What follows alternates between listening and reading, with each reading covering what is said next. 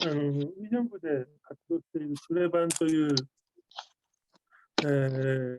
グループがあって、で、今日、その、キョンギ道の条例についても話が出ます。でやはり今日の話のポイントというのはですね、いわゆる日本軍慰安婦と米軍慰安婦ですね、がどのようにつながっているのかということを、僕たちはしっかり理解する必要があるという思いがあります。で、それに対してですね、韓国の市民社会がどのような活動をしてきたのかということも、やはり知る必要があると思っています。오늘 그 세미나는 뭐뭐해도 일본군 위안부 문제 그리고 미군 위안부가 어떤 관계에 있는지 역사적으로 제도적으로 어떤 관계에 있는지에 대해서 역시 일본에 있는 우리는 잘 이해해야 된다라는 생각이 있고요. 그리고 그런 문제에 대해서 한국 시민사회가 지금까지 어떤 활동해 왔는지에 대해서 우리는 좀 배우는 점이 많다고 생각하고 있습니다. 그런 뭐로 그런 저는 개인적인 동기로 이번에 그 설정했어요. 그 안김 박사한테 좀 부탁드렸거든요. はい、ということです。ちょっと待ってくださいね。大体入ってきたかな。このぐらいかな。複雑な種物のために。山内さんも入ってるね。はい。ということで、はい。まだ7時前だね。じゃあちょっと、ですね、11月の予定が一つ新しく決まったので、報告します。11月ですね、12日はパク・ペグンさんと真鍋教授が出ます。で、19日はまだ決まってません。で、26日が決まりました。ですね、チョップル・キャンドル中学生、高校生のそういう今、ポスターが日本でも、出てますが、この活動に関連して、2016年、17年、パク・クネ・キャンドルの時は、実際に高校生で活動していた、チェスノさんという方と連絡が取れて、11月26日にやります。ただね、11月26日夜はですね、集会と重なってしまうので、この日は、朝やることになると思います。また、詳しい話はお知らせします。すみません、ちょっと。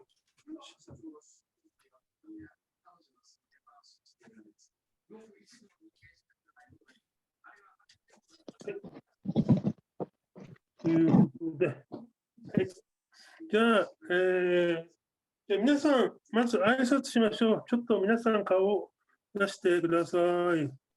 お願いします。はい。ね。안녕하세요. 안녕하십니까. 네, 안녕하세요. 반갑습니다. 예, 반갑습니다. 今日はですね、いわゆる米軍慰安婦の国家賠償の請求の裁判、そして法整備ですね、法律の話を、吉村女性人権連帯の共同代表をされているアンギン・チョンヘ博士から、お願いします。제가 어떻게 부르면 되나요? 대표님 아니면 박사님?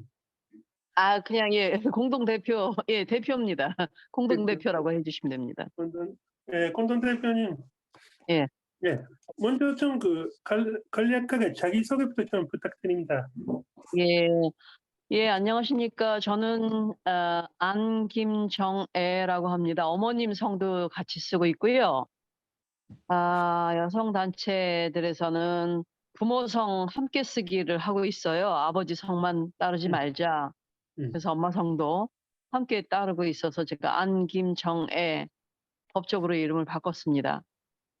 법적으로 바꿀 수 있는 거예요? 예. 그 그래? 예, 법원에 가서 신청을 하면 엄마성도 같이 쓰게 해 줘요. 그래서 예, 법원에 가서 제가 이름을 바꿨고 음. 그래서 인제 그 이름은 그렇고 이게 어떻게 뭐 여기까지 좀 할게요. 네. ですね、アンギン・ジョンエさん、女性運動の中でですね、父親と母親の両方の姓を使おうという運動があります。ということで、アンとキム両方の名前を名乗っています。で、今ですね、僕もちょっと知らなかったんですけど、裁判所に行って、戸籍を変更すると、父母の姓を両方名乗るんだと、申請をすると認められて、いわゆる、法的な、に登録されている名前も、アン、キム、両方が載っているそうです。 네. 제 소개를 하려면 인제 저희 어머님 얘기를 해야 되는데 네. 저희 어머님이 지금 뭐 우리나라 한반도국 분단사 근현대사를 쭉 살아오신 분인데 북한 출신이어서 한국 전쟁 후에 월남을 하셨어요. 월남이라는 거는 네. 북에서 인제 남으로 내려오는 거. 예. 그리고 인제 남쪽에서 북쪽으로 간 사람들은 인제 월북이라고 얘기했는데 지금 분단 상태에서 그게 굉장히 예민하죠. 이게 월남민이냐 월북인이냐 이래 가지고 예민한데 우리 어머님은 인제 북에서 내려오셔서 남쪽에서 사셨어요. 그래서 인제 저를 서울에서 낳으셨고 그래서 인제 저는 한반도 우리나라의 그 분단 가족사를 배경으로 제가 관심도 있었고 공부도 이 분야를 하게 됐습니다. ですね、自己紹介をしようと思うと、まず母親の紹介をしないといけないです。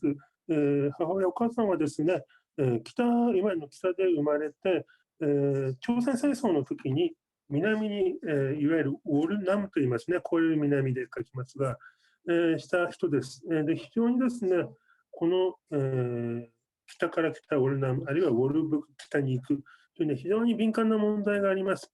で、金正恩共同代表はソウルで生まれています。ですので、家族の歴史というのがまさに分断史と重なるということになります。 예. 이런 가족사를 배경으로 인제 제가 공부를 하는 분야가 이제 한반도 이제 근현대사가 됐는데 그러면서 인제 왜 우리나라가 이렇게 분할이 되고 분단이 되고 여태까지 지금 통일이 되지 않은 상태로 있을까라는 생각을 쭉 했는데 뭐 그거죠 뭐. 원래는 처음부터는 일본 제국주의의 조선반도 지배, 그다음에 미국과 소련이 남북한을 분할했던 거, 그다음에 우리끼리 인제 통일 정부를 이루지 못하고 각각 북한의 정권, 남한의 정권 이렇게 만들었죠. 그러고서 인제 전쟁, 한국 전쟁이 일어나면서 미국과 인제 중국 이런 나라들이 개입을 하면서 인제 국제전이 됐는데 그 이후로 70년 동안 여태까지 지금 분단 상태인 거예요. 그래서 이 분단 상태를 어떻게든 이제 극복을 해야 되겠다는 생각이 들었고 우리 어머님이 사신 일생을 쭉 보면 굉장히 불행하셨어요. 힘드셨고 분단으로 인해서. 그러니까 고향을 등지고 내려오셔서 여기서 사셔야 됐고 여기서 인제 모든 전력을 북한에서의 전력을 다 깡그리 다 묻고 다시 새 출발을 하셨어야 됐거든요. 그래서 우리 어머님의 일생을 보면 굉장히 우리나라 분단사 때문에 굉장히 힘들었던 그런 거여서 제가 인제 이쪽 공부를 그래서 하게 됐습니다. ですね、やはり結局家族のそういう歴史を踏まえて、朝鮮半島がなぜ分断しているのか、でなぜ統一ができないのかということで、近現代史を勉強したそうです。で、この南北の分断、結局日本の植民地時代の支配ですね。で、それから解放された直後も、また南と北に分かれて政権ができ、そして湯義を朝鮮戦争になるわけです。で、アメリカが介入し、中国も介入してという中で、結局、この朝鮮戦争、解放後、そして朝鮮戦争の時に南北の分断というのが70年間まだ続いているわけですよね。またこれを克服できないという現実があるわけです。で、私のですね、母親の、生涯、歴史人生を見るとですね、結局、すべてのものを北に残してきて、ソウルに逃げてきて、ゼロから再出発をしたという、そういう非常に苦しい歴史があるわけですね。これをですね、やはりどうにかしなければいけないということです。 네. 그래서 이 공부를 주로 했고, 그래서 이제 대학에서 강의도 했고, 그다음에 우리나라의 과거사 진상규명위원회 트루스 커미션이라고 얘기하죠. 진실위원회가 몇 개 있어서 거기서 제가 활동을 했는데, 국방부 과거사위원회, 그다음에 진실화해위원회, 이런 과거사위원회에 제가 있었습니다. 그래서 거기서 사건 조사들을 했죠. 과거의 개인에 대한 국가의 폭력 이런 것들에 대해서 이제 조사를 했는데, 실비도 사건이라든가 제일동포 유학생 간첩 조작 사건, 그리고 뭐 삼천교육대 사건, 그리고 한국전쟁 전후의 민간인 집단 학살 사건, 이런 사건들을 조사를 하면서 현대사 공부를 이제 이론과 실제를 같이 공부를 많이 하게 됐습니다. で、その後ですね、大学で講義なども行い、またですね、過去の歴史を調査するという活動というのがですね、韓国政府自体が行っていたんですが、それに参加しました。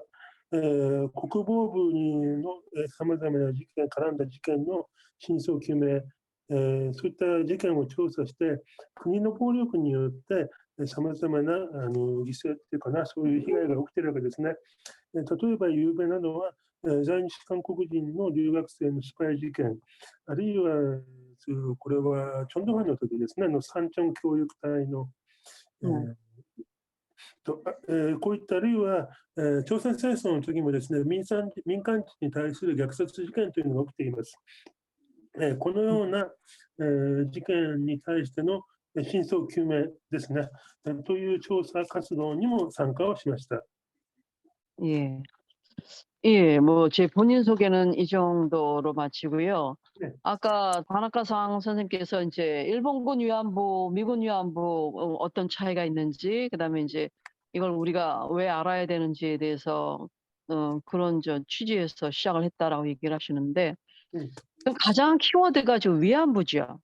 그러니까 일본군 위안부는 우리 많이 들어서 잘 알고 있는데, 그럼 또 미군 위안부는 뭐니 이런 생각이 들 것 같아요. 근데 저는 이게 폭력에 기반한 군사주의 그리고 전쟁이라는 데에서는 모든 세계의 모든 나라에서, 그다음에 같은 만약에 전쟁을 겪는다 그러면은 같은 진짜 시공간에서 나타나는 그런 그 문제라고 생각을 합니다. 여성을 성적 대상화한다는 측면에서는 저는 동일하다고 봐요. 그래서 이제 일본군 위안부나 미군 위안부나 시대만 달라졌지 똑같이 군사주의에 의한 여성의 성적 대상화라는 측면에서는 저는 공통되다라고 보고 있습니다.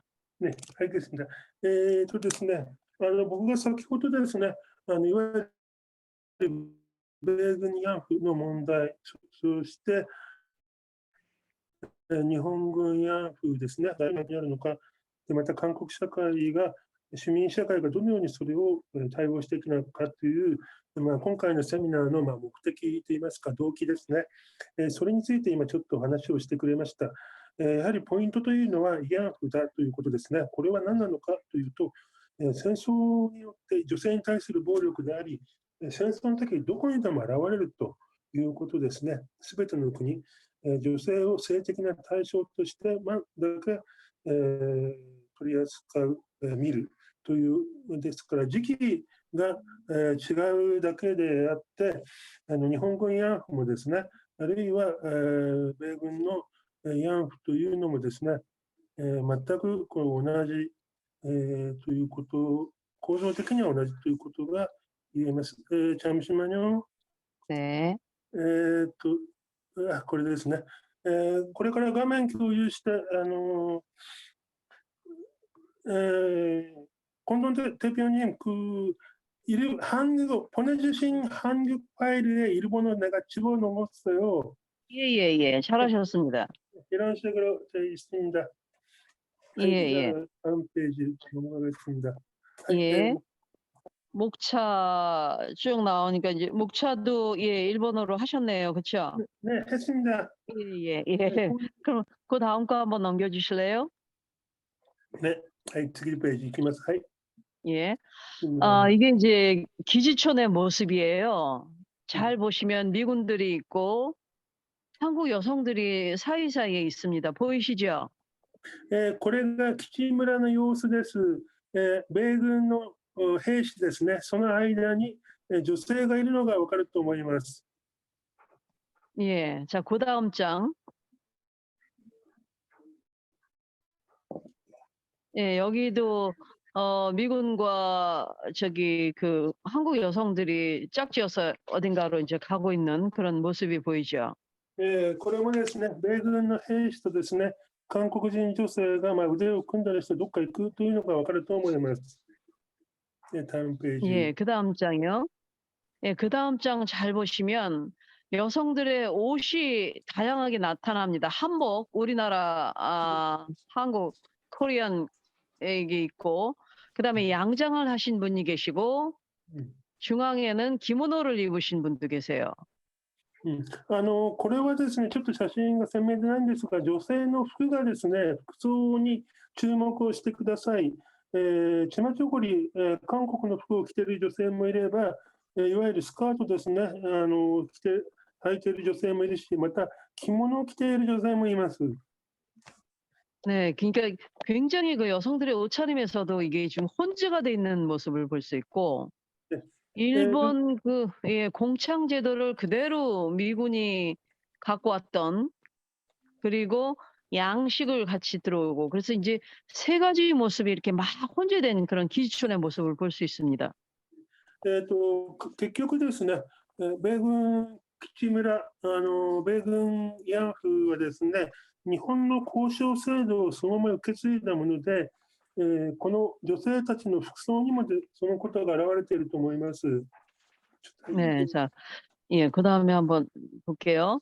자, 제가 들어가는 말에서, 이 여성들을 어떻게 불러야 하는가라는 이제 그 명칭의 문제인데, 기지촌 여성으로 해야 되나, 미군 위안부로 해야 되나, 이런 생각이 들었었는데, 저는 미군 위안부가 맞는 것 같아요. 왜 그런가 하면 기지촌 여성 그러면은 기지촌에 거주했었던 모든 여성들을 다 지칭을 하는 거고, 미군 위안부 그러면 기지촌 내에서도 미군을 엔터테인, 그야말로 이제 위안을 하기 위해서 있었던 그런 여성들을 하는 거기 때문에 그 명칭은 미군 위안부가 맞는 것 같습니다. 여태까지는 우리가 기지촌 여성이라고 얘기했었었는데 조금 더 확실하게 하기 위해서는 미군 위안부라는 표현이 더 적확한 것 같습니다. あと名称の問題があります。今までですね、いわゆる基地の予算、基地の女性ですね、と、あるいは、慰安婦というふうな名称が使われてきました。ただね、もう少し正確に言った場合ですね、やはり米軍慰安婦と言った方がいいと思います。 예. 그래서 이들 그 미군 위안부 기촌 여성들이 어떻게 얼마만큼 힘들게 살았는지를 그냥 직접 제가 이제 들은 목소리들이에요. 근데 이 목소리들 보면은 정말 국가 공권력이, 그리고 이 포주가 얼마나 이들에게 대해서 아주 가혹하게 잔인하게 했는지를 알 수 있습니다. 그러니까 미군 내에 이제 폭행을 당했을 때 경찰에 가서 신고를 하면 편을 들기는커녕 이제 쌍욕을 해댔다 그래요. 자, 돌아가서 돈이나 벌어라. 아니면 더 떠들면 이제 일주장에 가두기도 했었다. 이게 공권력의 횡포죠. 그다음에 보건소와 시청, 경찰, 미군까지도 합동 단속을 나와서 이 여성들을 그 검진증이 없는 사람을 잡아가고 했다 그래요. 그리고 이제 또 하나는 죽은 사람들도 많았는데 직접 본 분들이에요. 페니실린 606호라고 미국이 이제 제공한 이 약품이 있었는데 정말 독해서 이거는 이제 성병이 걸린 사람한테 놓는 거였다라는데 이 옆에서 그냥 막 팔다리를 떨어가면서 죽는 여성들을 진짜 많이 봤다고 그래요. 음. 그다음에 네. 또 하나는 이제 네. 포주가 밥도 안 주고 돈을 못 벌면 그다음에 이제 친정까지도 가족까지도 이들을 다 내팽개쳤다는 거죠. 친정에 가면 음. "네가 무슨 인간이냐."라고 얘기하면서 "인간 대접도 안 해 줬다. 후적을 팔아." 뭐 이런 얘기도 했다. 이런 얘기를 해요. 음. 예. ここにあるですね、木村米軍慰安婦の女性たちの声というのはですね、共同代表たちが直接インタビューして聞いた彼女たちの声です。で、米軍により暴行が起きたときですね、警察は全く味方をしないと、むしろ、女性たちの方が留置場に閉じ込められる。あるいは検査ですね、この取り締まりというのはですね、診断を受けたかどうか、性病の診断を受けたかどうかということの、証明書がないと、女性は取り締まりの対象となるわけです。捕まえるわけです。で、このペニシリンですね、この性病を治すためにペニシリンというのを、これはですね、もう非常に強くて、ショックで死んだ女性も何人もいたということを目撃したという証言もあります。で、また、この雇い主ですね、が、お金を稼がないと、食事も提供されない、という問題もありましたし、また自分が生まれたところ、家にですね、戻っても人間扱いされないという状況だったそうです。ね。 네. 그래서 이제 조금 전 거는 그분들의 목소리를 직접 들은 거고 우리가 이렇게 옆에서 보고 '아 이건 이거구나.'라고 저희들 나름대로 정리를 한 거는 이렇습니다. 기지초는 이 시대의 정신대다. 그러니까 기지초는 미군에 의해서 만들어졌다라고 얘기하지만 정신대라고 얘기하는 예전에 미군 위안부 그것과 동일하다는 의미에서 기지초는 이 시대의 정신대다라는 얘기를 저희들이 했고요. 그다음에 이들에게 일본 그때에서 군표를 줬다 그래요. 현금을 준 게 아니라. 근데 이 군표와 달러는 동일하게 보인다. 왜 그런가 하면 기존 할머니들은 이 달러를 받으면서 이걸 군표라고 얘기를 했었대요. 그 이거는 일맥상통한다는 거죠. 그 일제 시대 때 그 일본군 위안부나 미군 위안부나 똑같이 '아 이거는 동일했구나.' 이 할머니들이 이 달러를 군표라고 불렀다는 것은.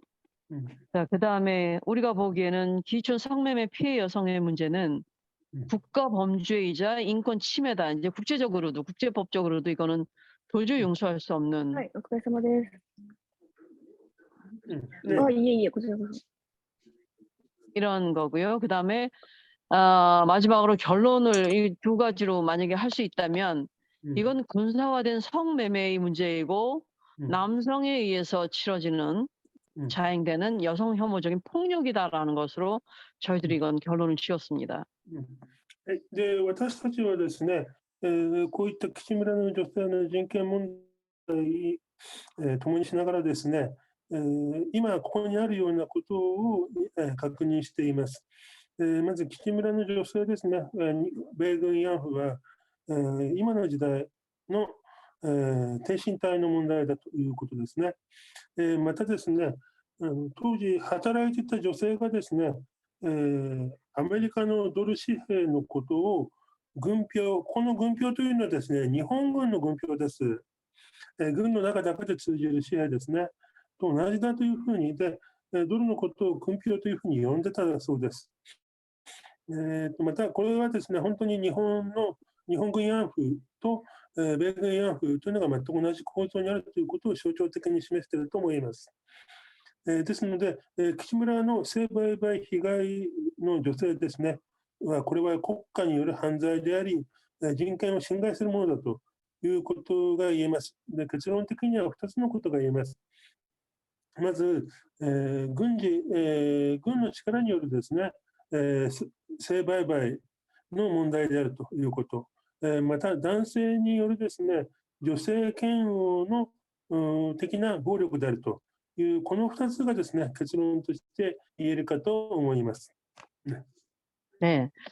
자 이렇게 봤을 때 뭐 조금 있다가 한국 정부에 대한 국가배상 소송을 얘기하겠지만 지금 미국 정부의 책임도 상당히 크다고 봅니다. 그래서 뭐 앞으로 저희들은 그 미래의 그 미국 정부를 상대로도 이제 국가배상 소송을 할 생각은 있습니다. 그래서 미국 정부가 어떤 식으로 왜 책임이 있는지를 말씀을 드리자면 미국이 1945년 9월 8일 날 남한은 미군이 그리고 북한은 소련군이 들어오죠. 그래서 이제 남한을 미국이 분할 점령을 하기 시작을 합니다. 그리고 1950년에 한국전이 발발하고 53년 정전협정 체결을 거쳐서 지금 70년이 지금 넘었죠. 근데 미군은 여전히 주둔을 하고 있고 대한민국 아니 조선반도 한반도는 여전히 지금 전쟁 상태이고 이런 그 70년 이상을 미군이 주둔하면서 일본으로부터 쭉 그 한반도에 진주했었던 일제로부터 군사 기지를 그대로 전수를 받았고요. 부평 공장 뭐 모든 기지를 다 받습니다. 이태원, 그다음에 용산, 부산의 하야리 모든 군사 기지를 그대로 전수를 받습니다. 미국이 일본의 그 기지를. 그다음에 심지어는 공창 지역을 그대로 인수를 받아요. 일제시대 때 공창 제도가 있었죠. 근데 그 지역을 그대로 인수하면서 미군 기지촌을 미국 정부에서 형성을 하죠. 그리고 매입법이 분명히 그 미국에도 있어서 성매매는 불법입니다. 우리나라도 불법이지만 그럼에도 불구하고 조선반도 남한에 미군 기지촌을 형성을 하고 여기서 불법적이고 탈법적인 성매매를 허용을 하는 그 미국 정부의 책임을 물어야 된다는 거죠. 그리고 또 하나 더 구체적인 것은 미 국무부 그다음에 미 육군 의무국에서 특별조사관을 파견해서 한국 정부로 하여금 기춘 여성 그 미군 위안부들을 등록을 하게 합니다. 등록을 하지 않은 사람은 아예 성매매의 활동을 못하게 해요. 그래서 강제적으로 등록을 했고 정기적으로 성병 검사를 했고 이걸 강화시켰고 만약에 성병이 걸렸다 하면 이 여성들을 격리를 시킬 것을 요구했습니다. 한국 정부에. 그럼 또 한국 정부 말을 들었죠. 그다음에 이들이 아까 페니실린 606호 말씀드렸지만 이게 그때 우리나라에는 없었어요. 아시아에는 아마 이 약이 없었다고 얘기를 하죠. 근데 이게 굉장히 신약이었고 맹독성이고 잘 듣는 약이었다 그래요. 워낙 세니까.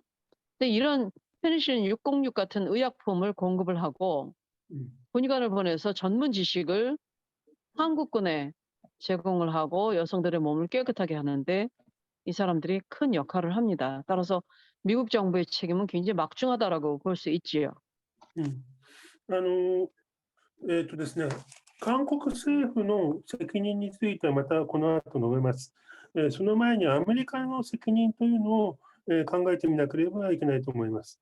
ご存知は9月8日にですね、韓国、朝鮮半島南部をですね、アメリカが占領し、そして、朝鮮戦争の後ですね、70年間ですね、そのままいるわけですね、米軍が。でとりわけですね、これで問題になるのが、日本が植民地帯に持っていた基地ですね、例えばイテウォンであったり、ヨンサンであったり、あるいは、プサンのハヤリであったり、こういったところをですね、そのまま、米軍基地を、日本の、基地をですね、アメリカは受け取る、引き継ぎをするわけですね。で同時にですね、日本はその当時、植民時代に交渉制度があり、その地域があったわけですが、それもですね、アメリカ軍は、受け継ぎます。でもちろんですね、アメリカも、売買春は不法となっても法律では許されていません。ところが、ここだけですね、いわゆる不法行為を認めるということになっているわけです。でなおかつですね、アメリカの国防省、陸軍の医務局からですね、特別な調査官が韓国にやってきます。でまず一つはですね、この女性ですね、米軍慰安婦となった女性たちを登録制にします。登録がないと働けないというふうにします。で、定期的な性病の検査を、行い、で、ここでもし性病にかかっているとなると、強制的に隔離をするということも行いました。またですね、先ほども言いましたペニシリン606、当時まだですね、アジアにはなかったと言われています。この薬をですね、アメリカは持ってきて、非常に強い猛毒の薬で、その代わり効果はあるんですが、これを持ってきて、このペニシリンの使用に対する専門知識というのも、韓国に提供をしています。ですから、こういったところで、アメリカ政府の責任というのも非常に大きく、今後、アメリカ政府のですね、に対する損害賠償というのも検討しようと考えています。 예. 예. 그다음에는 뭐 물론 지금 한국 정부의 책임은 정말 커서 저희가 국가배상 소송에서 한국 정부의 책임을 묻는 그 대법원 판결이 나왔습니다. 근데 이 한국 정부의 책임이 당연하죠. 지금 한미 동맹이라고 얘기를 하는데 물론 요즘 최근에 뭐 한미일 동맹까지 해서 막 지금 이 국내에서는 굉장히 지금 시민사회 단체에서는 반발이 큰데 어쨌든 이 한미 동맹이라는 말 자체가 저희는 굉장히 정권 안보 차원이라고 생각을 해요. 그러니까 미국이 그렇게 빌붙어서 정말 얻어낼 게 뭘까라는 생각이 드는데 우리 형제를 저희 아버님도 이제 북한 출신이신데 북한에 그 형제들이 다 살아 있었어요. 그러면 결국 우리 아버지는 남쪽에서 총을 들면 북한의 형제를 향해서 총을 쏘는 건데 자 이건 아니지 않습니까? 그래서 같은 형제끼리 총을 겨누는 건 아닌데 자꾸 한미동맹이라고 얘기하면 우리 형제들한테 총구리를 겨눌 수밖에 없는 이런 건데 근데 이제 정권 안보 차원에서 저는 이게 비롯됐다고 봐요. 이승만이나 박정희나 똑같이. 이 한미동맹을 근간으로 하는 군사 안보를 굉장히 최우선시했다는 거죠. 개인의 안보나 인간 안보나 여성의 안보 이런 것들은 진짜 막 무시되고 국가 안보라고 얘기하는데 결국은 그건 군사 안보고 자기네들 정권을 유지하기 위한 것이었다고 생각을 해요. 그리고 정권을 유지하기 위해서는 주한미군이 계속 주둔해야 됐고 그러면 그 기존에 있는 미군 병사들을 위안하는 위무하는 여성들의 존재는 불가피했고 이런 식으로 해서 이승만에 이어서 박정희까지 쭉 이어져 왔던 게 저는 한국 정부의 굉장히 큰 그런 책임이었다고 봅니다. まずですね、韓国政府の責任というのはですね、これは非常に大きいということが言えます。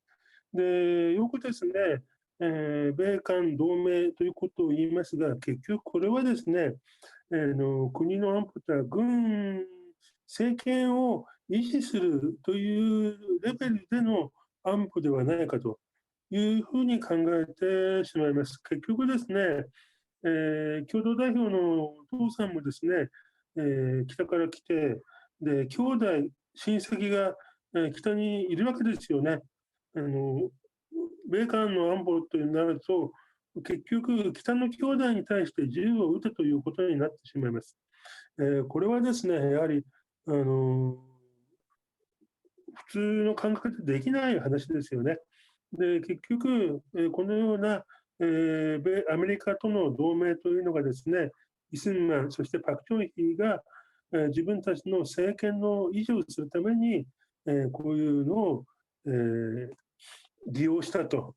ですから、人々、民衆の安保、あるいは女性の安全保障というのは、全く顧みられず、国、あるいは政権というのだけ、顧みるという現実があったわけです。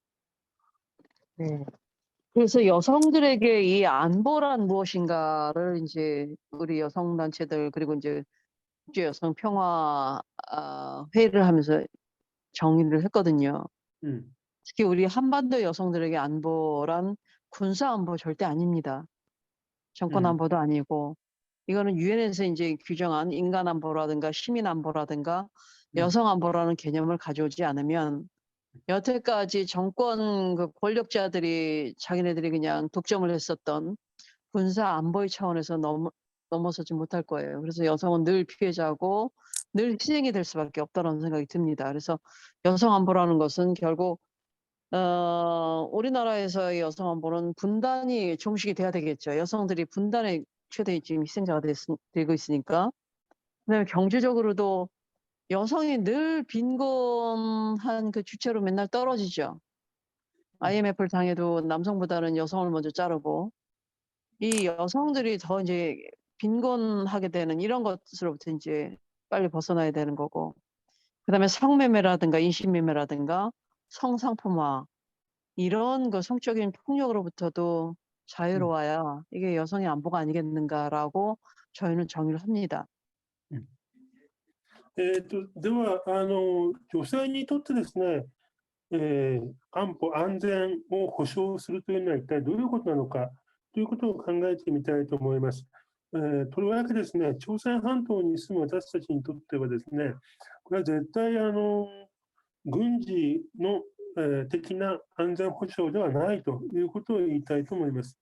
結局人間であったり市民であったり女性であったり、これがですね重要だということですね。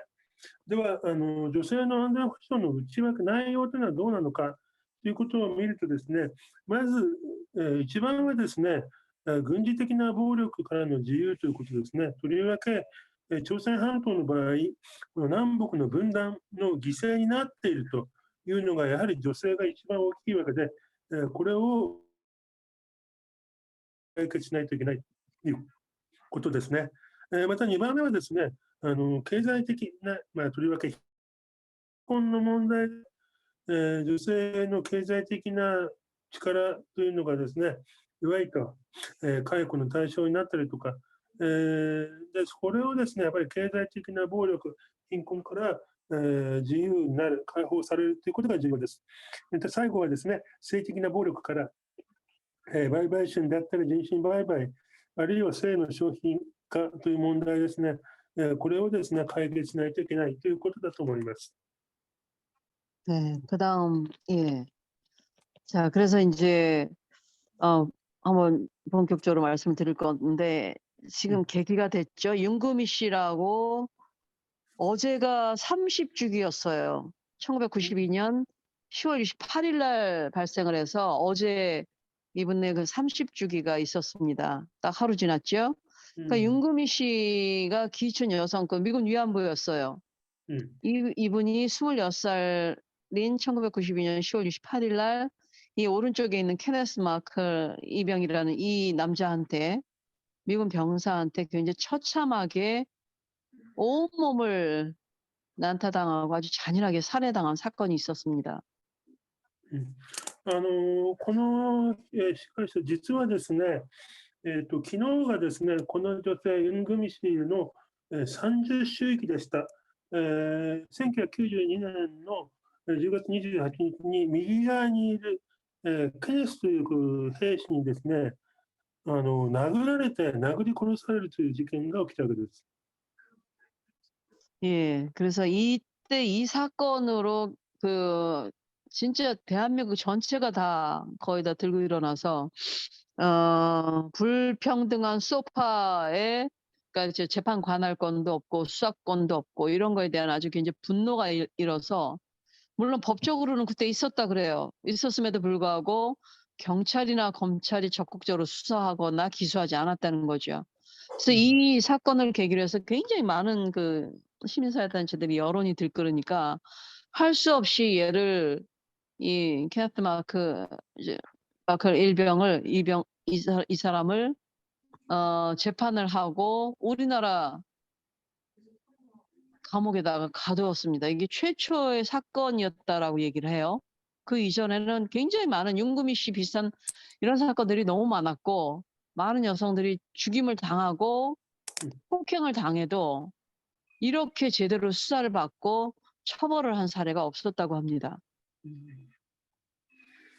結局ですね、この時それまではアメリカとのソファーですね、すみません、後で誰かちょっと教えてください。これ何の略だっけ？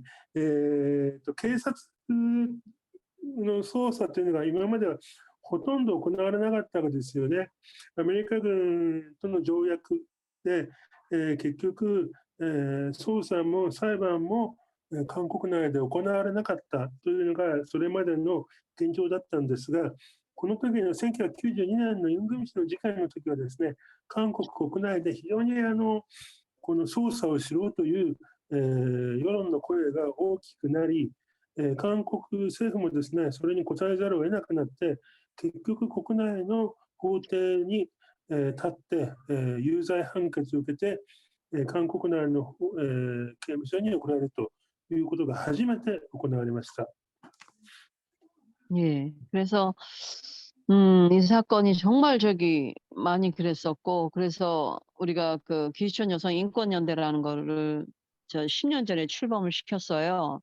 음. 그 이전에도 이런 분들을 위해서, 이분들의 인권을 위해서 운동을 하던 단체들이 있었는데, 이 단체들이 모여서 연대체를 하나 만든 게 제가 지금 공동대표로 있는 기시촌 여성 인권 연대거든요.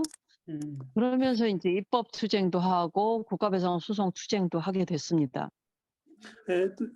そうですね、さまざまな団体、とりわけ基地村で働いている女性、いわゆる米軍慰安婦ですね、の人権問題やさまざまな問題に対応するグループがですね、連帯組織を作ろうということで、今からちょうど10年前に、基地村女性人権連帯という、連帯組織ができて、ア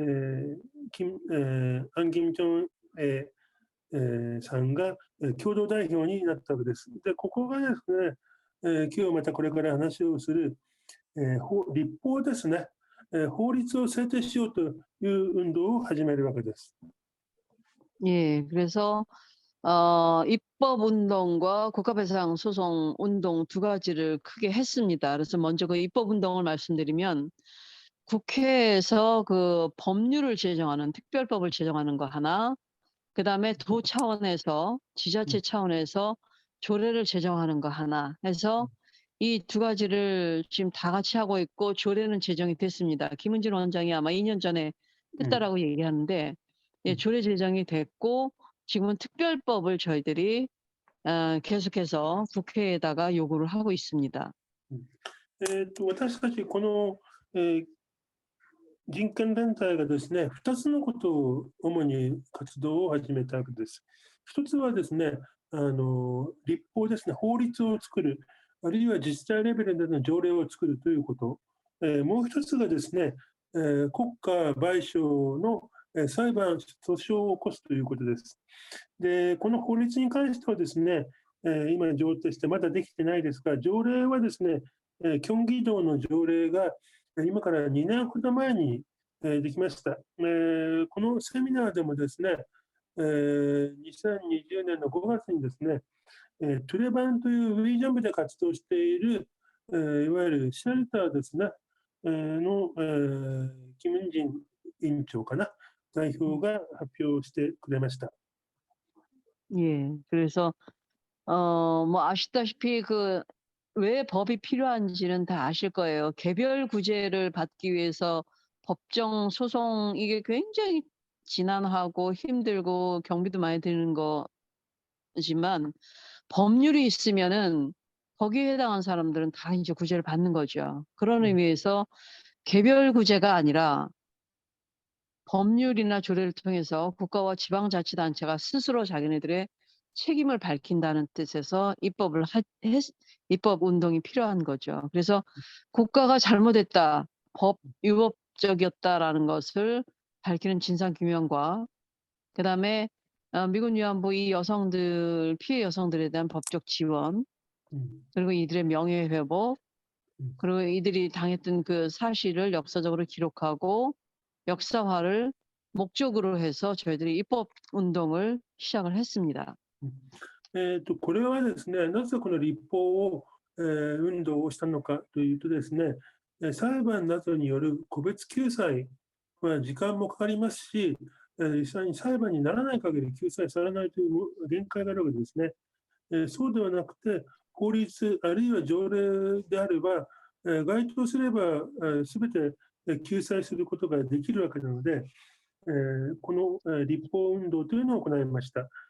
まずこれはですね、最初一番目に国家の責任ですね、違法性を明らかにする、そして本当に何があったのかという真相を究明するということが第一番目の目的にあります。で、2番目はですね、この吉村の女性、性売買被害女性ですね、に対して法的にちゃんと支援をしようということを盛り込みます。また、名誉をですね、回復をする。そして最後にですね、歴史的な事実を記録して、ちゃんと歴史として残すという、この4つを目的にして、市民自らが法律を作って国会に働きかけるという形で運動を始めました。 네. 그래서 저희들이 법률 제정 운동을 2012년 4월부터 시작을 했어요. 10년 전이죠. 10년 됐습니다. 그래서 지금 19대 국회, 20대 국회, 21대 국회 3대째 국회 회기에 걸쳐서 아직까지 저희들이 이 입법 투쟁을 하고 있습니다. 그래서 2014년도에 이거 입법을 시작을 했고요. 저희 이제 국가배상 소송하고 똑같은 시기에 시작을 했는데, 국가배상 소송은 올해 대법이 끝났지만 이 입법은 아직 끝나지 않고 있습니다. 그래서 조만간 국회에서 다시 공청회를 열고 다시 좀 힘을 더 불어 넣으려고 그렇게 하고 있습니다. まずですね、私たちは、2012年に、法律チームがですね、この法制定、特別法を制定するための案を作るということをやってきました。で、今まで19代の国会、20代、21、3回のにわたってですね、法を作ろうとしたんですが、なかなかできていません。で、またですね、今21期の国会が行われているんですが、近いうちにですね、国会の中で公聴会を開いて、また法制定にために弾みをつけたいと考えています。 예. 그래서 그건 아직 특별법은 하고 있고, 그 다음에 조례 제정 운동인데, 예, 이것도 뭐 너무 자세해서 넘어갈게요. 네. 예, 그래서 조례 제정 운동, 예, 그것도 좀 할 것 같아요. 이거 저 2년 전에 하셨다고 얘기하시는데, 김은진 원장께서 하셨을 때 아마 우리가 그 조례를 제정했다라고 얘기했었을 거예요. 이거 거의 2014년에 시작했으니까 6년 만에 저희들이 결실을 본 겁니다. 그런데 문제는 뭔가 하면 조례 제정을 저희들이 해서 다 될 줄 알았어요. 그런데 현재 위원회가 출범을 했는데 그 위원회가 제대로 역할을 하지 못하고 지자체에서는 상위법이 없다. 핑계를 대는 거죠. 그러니까 상위법이라는 건 이제 국회에서 특별법 아직 제정이 안 됐으니까 그거 하나 핑계 댔었고, 두 번째 대법원 판결이 없다라고 얘기했는데 이제 그건 핑계를 댈 수가 없게 됐어요. 그다음에 이 사람들이 피해자인지를 어떻게 아느냐. 우리가 개런티한다, 우리가 보증한다라고 얘기했더니, 아니 당신들이 현장에 있는 사람들이 정말 서로 짜고 내가 맞습니다라고 얘기할 때 그걸 어떻게 인정을 하느냐. 이거는 인정할 수가 없다. 뭐 이런 식의 이유를 들어갖고 지금 조례가 통과됐음에도 불구하고 실질적으로 지원은 이루어지지 않고 있습니다. 그게 문제예요. ですね、2年前にこちらで私たちのセミナーでも、競技場の条例が成立したという報告をですね、キム・インジェン委員長が行いました。で、ところがですね、これが条例、私たちも条例ができたからこれでうまくいくだろうと考えたら結局ですね、委員会ができたにもかかわらず、休業状態になっているわけですね。なぜかというと、国の法律がないと、ということがまず一つ拒否の理由になっています。で、またですね、大法院の判決が出てないと。で、これは最近出たので、これのによる難癖というのは解決したわけですが、で、最後にですね、被害女性の認定方法ですね、これについて、結局今まで活動してきた、吉村女性人権連帯のようなそういう人たちがですね、言うんじゃ信用できないということで、結局、条例はできたにもかかわらず、まだ実質的には何も解決されていない状態になっています。 네. 그래서 아직 좀 문제가 있고요. 쭉 넘어갈게요. 네. 네. 네, 국가배상 이제 청구 소송 저희가 최근에 승소한 그 부분인데, 네. 저희가 2010년도부터 한국 정부와 미국 정부를 상대로 한 손해배상 청구 소송이 필요하다라고 필요성을 제기했습니다. 12년 전에. 그리고 이거는 인도에 관한 범죄이기 때문에 이건 국제법상으로도 그렇죠. 그리고 성노예, 그다음에 조직적 강간의 측면을 부각시킬 수 있다라는 저희들이 그때 이제 법학자들의 그 의견이 있었거든요. 그래서 이건 해야 되겠다, 할 수 있겠다. 근데 단 그때 문제가 된 것은 공소시효 소멸에 관한 것이었어요. 왜 범죄가 일어나면 몇 년까지 이게 시효가 있다라는 그 법이 있지 않습니까? 그래서 혹시 이게 진짜 70년씩이나 지난 문제여서 이걸 재판부에서 이걸 묵살을 하면 어떻게 할까 굉장히 걱정을 했는데, 다행히도 공소시효 소멸에는 저희가 걸리지 않았고, 따라서 이제 승소 판결을 하게 했는데, 처음에 어떻게 이제 시작을 하게 됐나 하면 이 어르신들한테 이제 이 피해 여성들한테 가서 설명회를 다 했어요. 모셔놓고 열 몇 명, 스물 몇 명, 한 7, 8명 다 모셔놓고 설명을 하는데, 이분들이 제일 힘들어하시는 게 커밍아웃 하시는 거. 내가 그게 뭐가 잘난 거라고. 그리고 어떤 분은 또 결혼해서 사신 분도 계세요. 그러면 내가 결혼해서 살고 있는데 이걸 굳이 내가 옛날 일을 끄집어내야 되나. 그다음에 또 어떤 분은 다 내 팔자소관이지, 내 책임이지. 뭐 그게 국가나 사회 책임이겠어? 가족 책임이겠어? 이런 식의 자포자기.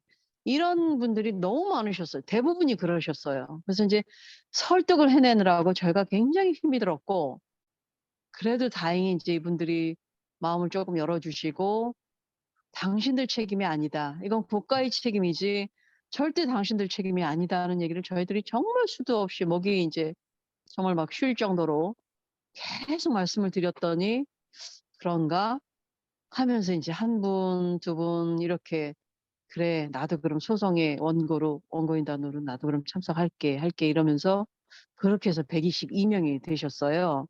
굉장히 저희도 놀랐습니다. 그 숫자가. ですね、2010年頃からですね、やはり損害賠償の請求をすべきではないかという話が起きます。で、これは韓国政府、そしてアメリカ政府を対象にですね、しなければいけないだろうということですね。で、このためにですね、2012年から、3回にわたって、吉村女性に対して説明会というのを行いました。ここに書いてあるようにですね、で、問題になったのは、一番大きかったのは、やっぱりこれ、時効の問題です。もうすでに終わった、時効が成立しているんではないかという問題で、ただ、今回の大法院最高裁判所の判決ではですね、これは時効とは関係ないということで、請求が認められたわけですが、で、また、もう一つはですね、一番も難しかったのは、被害女性が自分はそうだというふうにカミングアウトするのが非常に難しい問題があったわけですね。実はすでにもう、結婚して普通の生活をしている、女性もいましたし、またこれは自分の責任だと、自分が問題があったからそうなんだというふうに、全てを自分で覆いかぶさるというか、そういう人もかなりの数でいたわけですね。で、これに対して人権連帯の方で非常に説得活動を、続けました。で、最終的にはですね、122名の方が、この、法科賠償の請求訴訟に、参加をしてくれました。 예, 그다음에 네. 네, 보시면 저희가 2014년 6월 25일 날 그 국가배상 소송을 시작을 합니다. 그래서 날짜를 왜 6월 25일로 했냐면 안 잊어버리려고요. 한국전쟁이 발발한 날이거든요. 그리고 이제 또 2014년은 아시겠지만 그 세월호가 있었던 그해 4월. 그래서 저희는 이 해와 이 날짜를 아마 저희는 못 잊을 것 같아요. 그래서 이때 이제 처음 시작을 하면서 기자회견을 했고 저 맨 왼쪽에 있는 사람이 전데 여기에 굉장히 많은 원고분들이 진짜 많이 자리하셨었어요. 그래서 정말 우리 사건이 이게 국가배상 소송이 되느냐. 국가가 우리한테 그러면 우리가 승소하면 우리가 돈을 받을 수 있느냐 막 이런 질문들을 많이 하셨어요. 그래서 가능합니다라고 이제 변호인단이 계속 힘을 불어넣어 주셨고 저희는 뭐 주로 이제 학자고 활동가니까 정말 굉장히 우리는 불안했어요. 정말 이게 만에 하나 안 되면 이분들의 실망은 또 얼마나 클 것이며 그다음에 우리는 뭐라고 얘기를 해야 되나. 근데 어쨌든 시작은 해야 된다라고 이거는 시대적인 그리고 역사적인 어떤 저희 이제 소명이고 책임이라고 생각을 했어요. 그래서 이제 저도 이 일에 같이 한 거였는데 정말 처음에는 좀 앞이 깜깜하고 정말 암담했습니다. 예, 그때 사진입니다. この2014年、この年はですね、実はセウォル号の、事故があった年ですね。この時の6月25日、もう6月25日は何の日か皆さんご存知だと思いますが、この日に合わせて私たちが忘れないようにということで、最初の記者会見を行います。国家賠償請求をするという。で、この一番左にいるのが、今日出てくれた、安元正英さん、共同代表ですが、弁護団はですね、絶対勝ちますというふうに、宣言をしてくれました。ここには実はですね、何人ものですね、ここですね、被害女性も同席をしてくれました。ただ共同代表たち、いわゆる、活動家といいますか、の人たちはですね、本当に勝てるんだろうかという不安が一方であったのも事実です。でもし負けてしまうとですね、この席にいる、また一緒に立ち上がった女性、被害女性ですね、が本当に失望をしてしまうだろうということが本当に分かったからですね。しかしもやはり時代が要求しているということで、始めないといけないということで、この日の記者会見、そして国会賠償の戦いの開始になるわけです。네. 그래서 두 번째 사진은 2차 기자회견인데 뭔가 하면 저희가 1심에 승소를 하고 난 직후에 그래도 1심 판결이 잘 나왔구나 이런 의미에서 이제 저희가 기자회견을 한 거예요. 근데 1심 굉장히 지난했습니다. 총 11차에 걸친 변론이 있었고 이 11차에 걸친 이 2년 한 6개월 정도 기간 동안에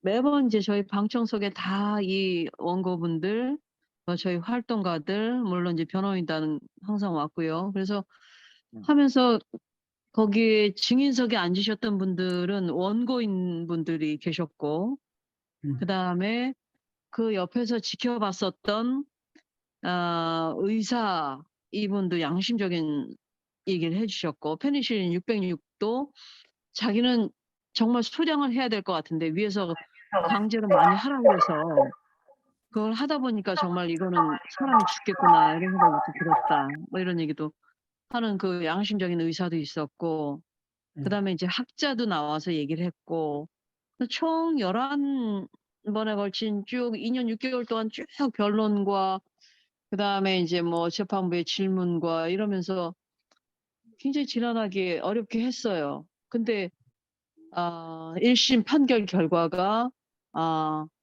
이 사람들을 감금할 국가의 법과 규정이 없었는데 이들을 낙검자 수용소라고 성병 검사를 해서 거기서 문제가 생기면은 어디 감방 같은 데가 있어요. 감방은 아닌데 이들을 수용했었던 수용소가 있었거든요. 그 아직도 이제 동두천에 남아 있습니다, 건물이. 근데 거기에 가서 이들이 강제로 감금을 당했었어요. 됐어요. 그래서 이제 그거는 인권 침해죠. 그리고 음. 법과 규정도 없는데. 그래서 1심에서는 그것만 인정을 했어요. 그 규정이 생기기 전에, 물론 나중엔 생깁니다. 그거 생기기 전에 거기에 일명 몽키하우스라는데 감금이 됐었던, 수용됐었던 사람에 대해서는 500만 원씩 국가가 배상을 해야 한다는 그걸 내렸습니다. 하지만 이제 이거는 좀 더 넓은 범위가 아니라 딱 거기만 한정해서 여기에 해당하는 사람만 몇 명, 57명이었을 거예요. 그래서 이 사람들만 그러면 국가가 500만 원씩 배상해야 된다. 요 정도의 그냥 약간 규모가 작긴 하지만 그래도 국가가 잘못했네라는 일부분을 인정한 그런 재판 결과였습니다. 1심. これはですね、第一審の終わった後にですね、報告集会を、した時の話です。で、結局ですね、この時、11回にわたって公判が行われ、2年6ヶ月間かかりました。で、この裁判ではですね、実際に、すみません。ね、医者、ペニシリンを打ったというですね、医者、この今見てるところにありますね、2016年3月18日、第7次ですね、医者がですね、実際に自分はこんなに打ったらダメだ、量を打ったらいけないと分かっても、上から言われて命令して仕方なく打ったという証言をしているわけですね。そういった形で、毎回ですね、原告、活動家、あるいは学者周辺が、傍聴席を埋めて裁判が行われました。で、結局、この裁判で第一審ではですね、検査に起こった、性病にかかって、結局治ってないということで、検査に引っかかった、女性をですね、モンキーハウスと呼ばれた収容所、トンドゥチョンにまだ建物があるそうです。そこに、監禁をしたというのがですね、全く法的な根拠がない違法行為だと認められて、この、ですね、17名、すみません、これに対して、ここに一番最後にありますが、500万ウォンずつの精神的な賠償をですね、原告一部、約57名ぐらいですに対して、損害賠償を認めるという判決になったわけです。で、もちろんですね、122名の中の大体半分ぐらいだったわけですが、ただ国が誤ったんだ、間違えたんだということが認められたということで、非常に大きな成果ではあるわけです。네. 네. 그렇게 해서 1심 판결이 난 다음에 1년 뒤에 2심 판결이 나오거든요. 근데 2심 판결은 다행히도 1심 판결이 이건 문제점이고 2심으로 넘어가죠. 네. 2심 판결이 그 다음 해 2018년 2월 8일 날 나오는데 여기에는 1심보다는 더 확대가 돼서 국가가 기촌 운영 및 관리 과정에서 기촌 위안부였던 원고들을 상대로 성매매 정당화와 조장행위, 위법한 강제 격리 수용 행위를 인정한 굉장히 폭넓은 판결이 나옵니다. 그래서 원고 전원에게 700만 원 또는 300만 원의 위자료를 지급할 것을 2심에서 판결을 내립니다. で、2審がですね、2018年に出ます。で、この時はですね、もっと1審よりも広い範囲で、国が岸村の運営及び管理過程で、違反だった国に、性売買を正当化したと、助長行為をしたと、また違法な監禁をしたと、隔離をしたと。いうことで、全員に対してですね、700万ウォン、あるいは300万ウォンを支給しろという判決が出ました。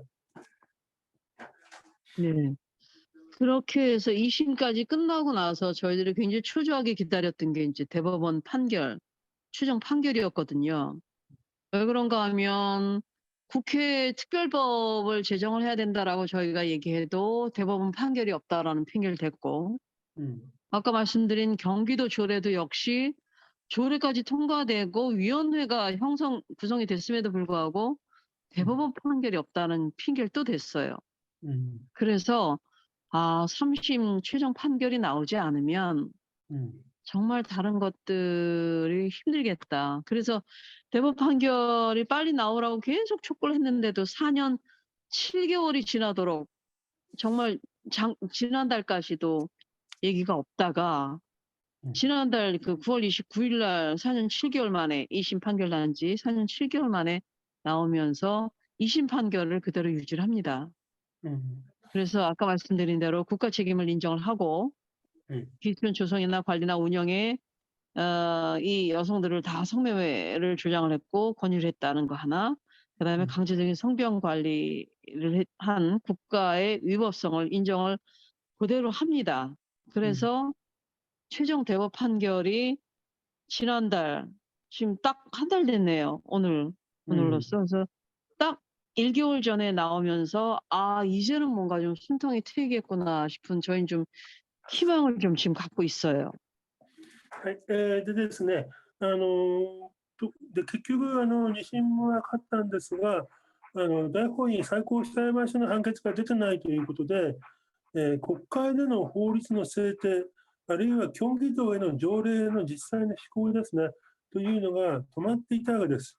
で、私たちは早く大法院ですね、の判決を期待していたんですが、結局2年ぐらいにわたってですね、2年6ヶ月間ぐらいにわたって出なかったわけですね。で、つい1ヶ月、ちょうど1ヶ月前です。9月29日にですね、第2審をそのまま認めるという判決が出ました。で、これによってですね、国家の責任というのが認められて、被害女性に対する損害賠償というのが行われることになりました。 네. 그래서 일단 이제는 우리가 이제 앞으로 해야 할 일은 국회에 특별법을 빨리 제정을 해라. 대법원 판결도 났으니까 이거를 저희들이 요구할 거고요.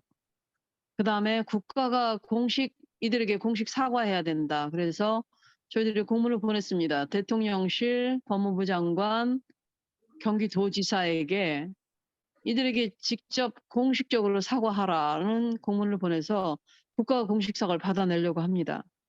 그다음에 경기도는 실제 지원, 그 위원회를 공전시키지 말고 정상화시켜서 이젠 제대로 지원에 나서라라고 얘기를 지금 하고 있고요. 그다음에 외교부 같은 경우 아까 소파 문제 윤구미 씨 사건에서도 나왔지만은 소파가 굉장히 우리 불평등해요. 일본도 아마 모르겠습니다. 미일 소파가 평등한지 저는 잘 모르겠지만 한미 이 소파 행정협정이 굉장히 불평등합니다. 그래서 이 소파도 개정을 하고 그 내용에는 그 한국 여성의 인권에 대한 여성 인권 보호 조항을 신설하라는 그 요구를 저희들이 외교부에다가 지금 공문으로 해서 만들었습니다. 또 그리고 아까 그 여성 안보 말씀드렸던 것은 이제 유엔 안보리 결의에 나오거든요. 유엔 안보리 결의 1325호에 여성 안보가 왜 중요하냐. 그러니까 세계 분쟁 지역에서 항상 여성들이 이제 강간의 대상이 되고 성적 대상화가 되는 거. 그다음에 모든 전쟁의 그냥 최대 피해자가 이제 여성이기 때문에 유엔 안보리에서는 결의안을 그렇게 냅니다. 여성이 더 이상 전쟁에서 피해 당하지 않고 오히려 이들이 여성이 그 평화의 주체로서 평화를 만드는 조성자와 갈등 해결자가 돼야 된다는 그 결의안을 냈거든요. 그래서 이 결의안의 내용에 미군 위안부 문제를 추가하고 구체적인 대책을 마련해라. 그래서 우리나라 여성가족부가 있습니다. 이게 뭐 지금 윤석열 정부에서 이걸 없앤다라고 그래서 지금 막 여성계에서 난리가 났는데, 그래서 어쨌든 아직도 이제 뭐 여가부가 존재를 하니까 여가부에도 이 의견을 전달을 했습니다. 앞으로 미군 위안부 문제도 반드시 적시를 하고, 그리고 여전히 우리가 한국 전쟁의 연장선상에 있는 전시 성폭력 국가임을 주한미군을 통해서 분명하게 밝히는 그런 것을 꼭 문장에 서류에 국가 문서에 집어넣어라라는 지금 요구를 하고 있습니다. 今ですね、行わなければならない、大法院での決定を受けてですね、行わなければならないこといくつもあります。まず特別法の制定ですね。これは先ほどもありましたように、被害女性の救済であったり、国家の責任を明らかにしたり、あるいはこれを歴史としてちゃんと記録を残すとかね、そういうことですね。それを法律としてちゃんと決めるということがあります。また、韓国政府、大統領、そして法務部長官、また、基地がたくさんあるキョンギ道ですね、キョンギ道知事に対して、公式の謝罪をしろという要求を行っています。また、キョンギ道に対しては、条例がありますので、この条例に基づいてですね、直ちに、被害女性に対する支援を支給をしろということを要求しています。また先ほども出ましたアメリカとの関係でソファーの条約が非常に韓国にとっては不平等なわけですよね。ですので外交部に対してソファーの改定というものを要求することを要求しています。で結局ですね、女性の人権のためのこの条例というのをですね、これは国連でもですね、決議というのがあります。132号かな、これちょっと後で確認しますが、やはりですね、戦争とかそういう武力対立の時にですね、女性というのが非常に被害者になってしまいますが、そうではなくてですね、女性がそういったさまざまな対立であったり、葛藤をですね、平和的に解決する主体になるということを、この UN の国連の決議にも出ているそうなんですが、それを目指してですね、ちゃんとするということが問われています。女性家族部に対しても、今、現政権は女性家族部をなくすと言っていますが、まだあるので、やはりこの性犯罪というものをですね、ちゃんとなくす、そういう要求というのも、女性家族部に対して行っています。 네, 자, 결론 말씀드리겠습니다. 자, 그 혹자는 어떤 사람들은 이렇게 얘기를 해요. 기지촌, 이 기지촌은 필요악이다라고 얘기하는 사람이 있습니다. 무슨 의미인지 다 아실 거예요. 근데 저는 절대 그게 아니라고 생각하고요. 또 기지촌 여성들의 피해는 뭐 어쩔 수 없이 누군가는 이제 포탄의 일부를 맞는 그런 식으로 이제 불가피한 피해다라고 얘기하는 사람이 있는데 절대 아닙니다. 왜 누구는 피해를 받아야 되고 누구는 희생돼야 합니까? 아니죠.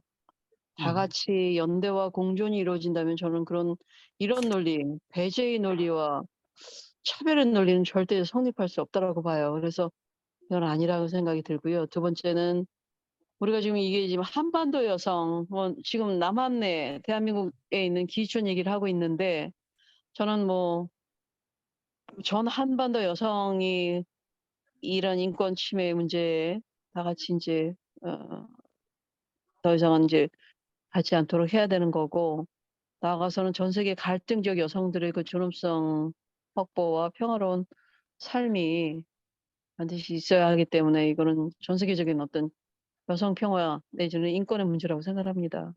그리고 우리 전 여성 법무부 장관이 하나 있었는데 그분이 말씀을 그렇게 하셨어요.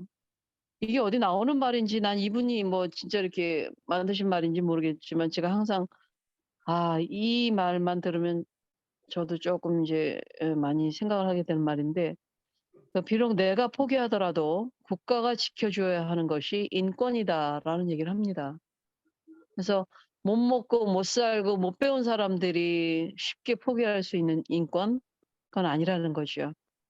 설령 개인이 그렇게 포기하더라도 국가가 반드시 지켜줘야 하는 것이 인권이다라는 멋있는 말을 하셨고, 그리고 제일 좋아하는 거는 가해자들이죠.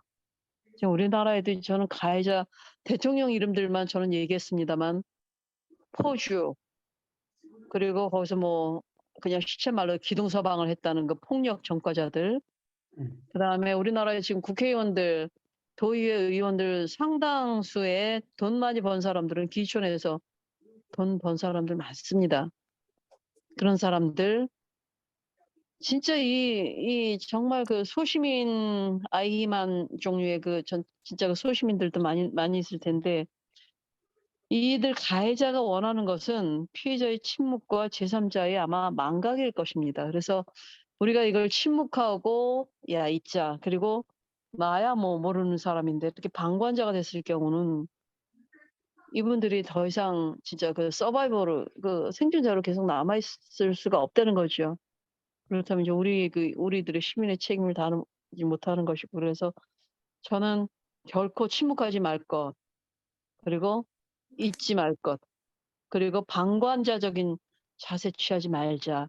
이제 저는 이제 항상 이 말을 많이 이제 되뇌이고 이제 뭐 하려고 그러는지 합니다만 아직도 저는 '아 멀었다.' 이런 생각이 많이 듭니다. 그래서 이분들을 옆에서 이렇게 지켜보면서 느낀 것은 일단 이분들의 용기가 참 좋았고요. 저도 '아닌 건 아니다. 이건 부당하다.' 이런 그 스탠스를 항상 취하고 막 타협하거나 기회주의적으로 안 나가려고 저는 굉장히 뭐 '앞으로 노력을 해야 되겠다.' 이런 정도의 얘기로 저는 제 얘기를 마칠까 합니다. 예 감사합니다. ね最後にですね、まとめとしてですね、いくつかのことを言いたいと思います。岸村ですね、これは必要悪だ、あるいは彼女たちの被害というのは、避けられないものだったというふうに考える人がいます。しかし、これはですね、絶対に違うと思います。このようにですね、これはやっぱり人々がお互いに平等で、そして連帯するという考え方から言うと、絶対これではなくてですね、この考え方は全く差別を生み出す考え方であって、これは絶対違うと。でやはりですね、この朝鮮半島の女性だけでなく、現在、さまざまな地域で、戦争あるいは戦闘行為あるいは略奪などが行われて、その中での女性の被害というのがあるわけですよね。やはりこういったすべての女性、全世界の女性が、やはり尊厳、を、守られ、そして平和な権利が守られ、平和な生活ができるということが、私たちの目標であると。で、たとえですね、貧しかったり苦しかったり、さまざまな理由で、本人がですね、権利という、あるいは人権というものを諦めたとしても、国がですね、これをやはり守らなければならないというのが人権だということをですね、以前、ノムヒョン大統領の時に法務部の長官だったカン・ウンシュさんが知ってるそうです。で、この言葉がですね、アン・ギム・ジョンエさんにとっては非常に励み、支えになっているということです。で、最後にですね、加害者というのがいるわけですよね。例えば、雇い主であったり、実際に女性を扱う管理する、機動そばんというんですが、日本語では何というのかちょっと分かりませんが、であったり、あるいは周辺の業者ですね、というのがですね、やはり、加害者たちはですね、被害者が黙っていること、あるいは周辺にいる人たちが忘れてしまうということですね。これはやっぱり、これを望んでいるわけです。ですので私たちは、黙っては沈黙はダメですし、また忘却を忘れることもダメですし、また、第三者として傍観することもダメだと、いうことを、訴えたいと伝えたいと思います。で最後にですね、私個人としても、妥協をせずに、機械主義的にですね、あちらこちらフラフラするんではなくて、やはりこの原則を守って、臨みたいと考えています。以上で発表を終わりたいと思います。はい、皆さん、ですね、顔を見せてぜひちょっと最後、再拍手してまず終わります。まとめましょう。ちょっ 감사합니다. と、簡単だ。 감사합니다. 예, 감사합니다. 감사합니다. もうかなりちょっと時間がオーバーしてますが、いくつか質疑応答して8時40分. 대표님 8시 40분 정도까지 해도 되나요? 예, 예, 저는 괜찮습니다. 예. 저는 밥 준비해야 되고요. 예. 8時40分ぐらいまでちょっと、20分ちょっとですね、やれば質疑応答をやりたいと思いますが、ですね、どなたか、まずトップバッター、どなたかお願いします。となるとなかなか話が出てこない。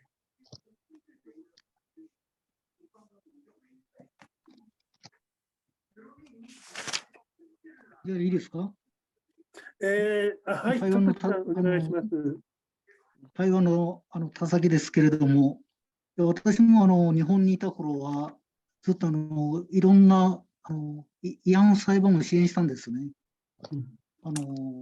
在日の方だったらば孫振度さんとか、あるいは中国の山西省の慰安婦の方とか、あるいは一番やってたのは台湾の元慰安婦の方の裁判、これはずっと最初から最後までやったんですね。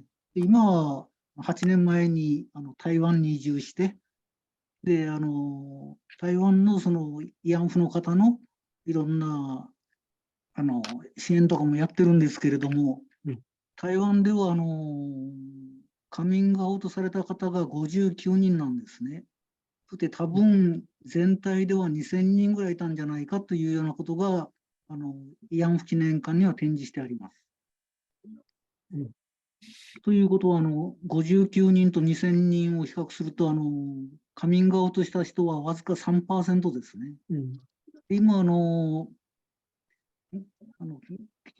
吉村の慰安婦の方、こういった方が122人裁判に出られたと言われたんですけれども、多分その裏にはもっとたくさんの人がいるはずなんですよね。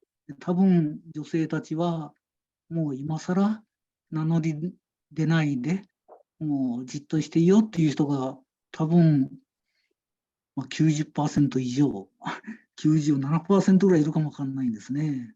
台湾でもわずか 3% ですから、そういった本当にひどい話なんですね、これはね。私もいろいろやってきて、市民運動とかで慰安婦問題やってきて、やっぱりよく感じます。そして台湾ではまだほとんど言われないですけれども、解放後に中華民国の国の軍隊のやっぱり施設のそばにも同じようなのがあったんですね。日本がアジア各地で作ったような慰安婦制度が台湾にも戦後もあったんですね、実は。それが韓国でもその米軍に対しての基地村があった。日本でもまた敗戦後すぐに、なんと本当にすぐなんですね。敗戦後すぐに米軍のためにRAA というような組織の名前ですぐに慰安所が作られました。それが東京にもありました。ただ今ほとんどそういったことは世の中では言われません。そういったいろいろ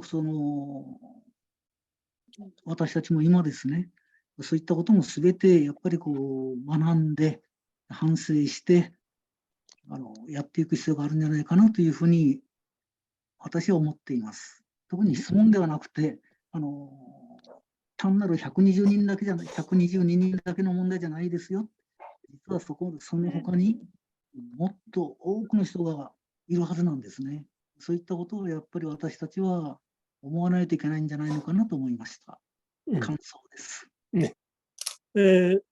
타사키 씨는 지금 반 년 전에 대만에 이사 가셨고요. 부인이 대만 사람이라서. 네, 일본에 계셨을 때는 일본에 있는 일본군 위안부, 아니면 중국의 대만, 여러 나라의 위안부 문제를 직접 활동하셨고요. 특히 대만 경우에는 그 재판에서도 처음부터 끝까지 함께 하셨다고 합니다.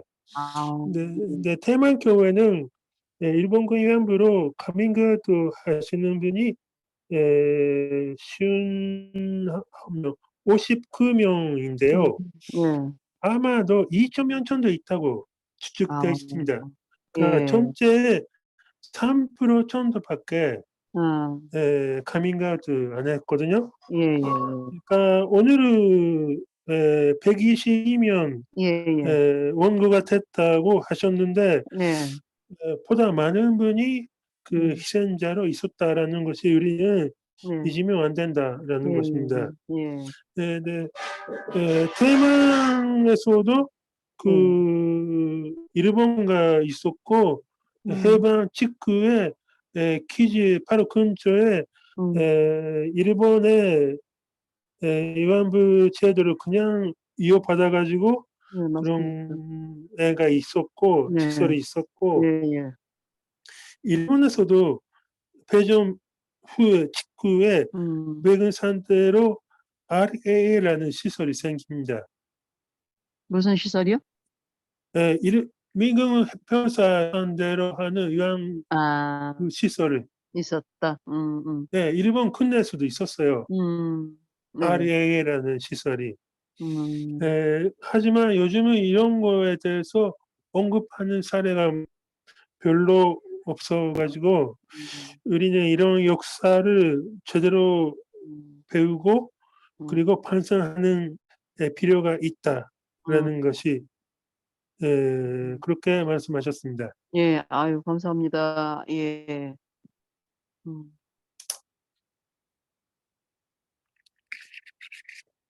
今、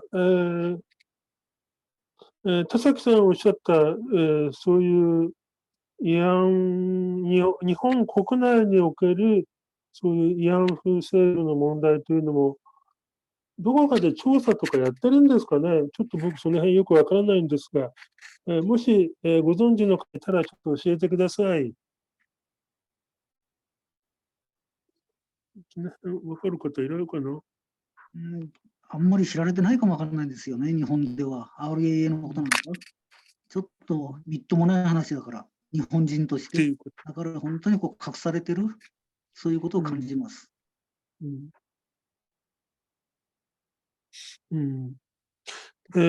거의 일본에서는 언급되지 않은 것 같다고. これね、特約茶室と書かれてます。特別な薬局ですね。特約の茶室。お茶室ね。특약다실? 네, 특약다실. 台湾の解放後、韓国になった後の日本式の慰安所ですよね。대만 해방 후에 일본 스타일의 그 위안 시설.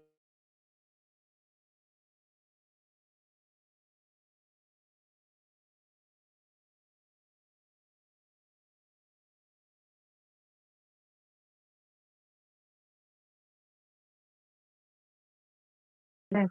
これ実は台湾には台湾本島ではなくて軍事的な最先端の場所、金門島とマス島という2つの島がありますが、これは中国大陸のすぐそばにあります。